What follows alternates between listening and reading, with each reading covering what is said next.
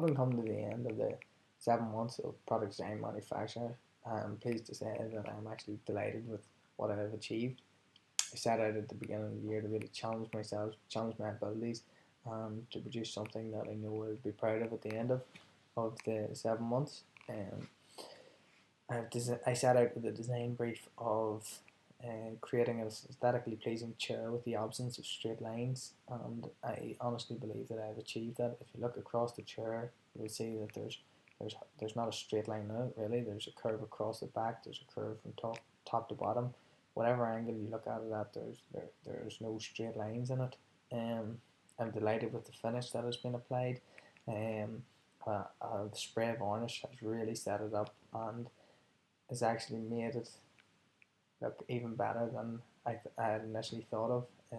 My client's happy with it too, which again is a positive. But I suppose from a personal perspective, I've learned quite a lot through this module. I set out at the start of the year to really challenge my ability to make something I'm really proud of and to make something that would make me think all year long. And with this chair, I haven't stopped thinking.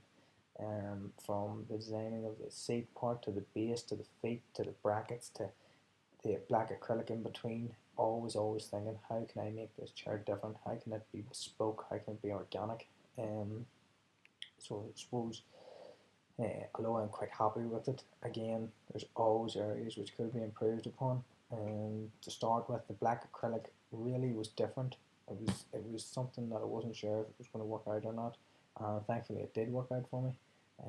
But again, it could be an area which could be improved upon.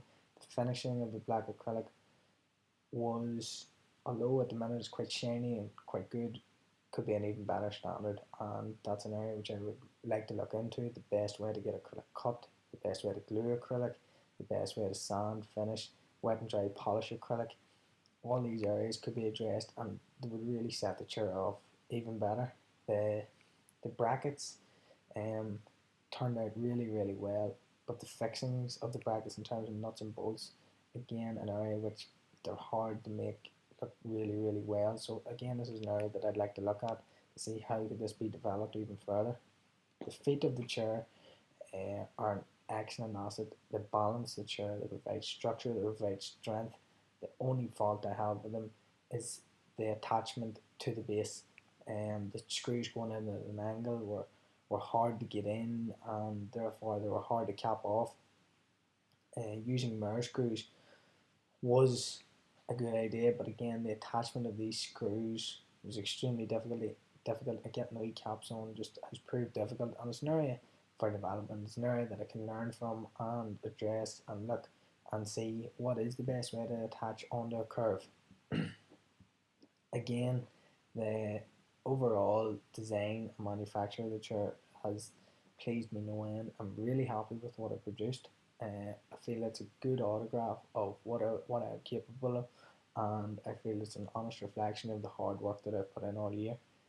I'd like to place on record my thanks to Kieran McGowan and Joseph Hughes, the lecturers within St Mary's University College, who are of excellent support and guidance throughout, constantly forcing me to think and to challenge myself and keeping me on track.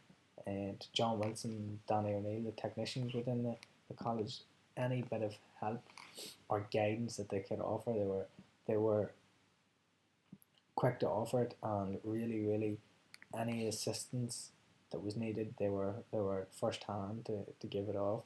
I'd also like to pay thanks to Grace Digney and her daughter Emma for all the help and for being critical of my initial designs, being critical of my manufacturing, and again being critical of the product, and being honest with me as well, because they didn't just sit there and nod and say yes to everything I did. They challenged it. They said, "Is this the best way to do it? Is this your best design?"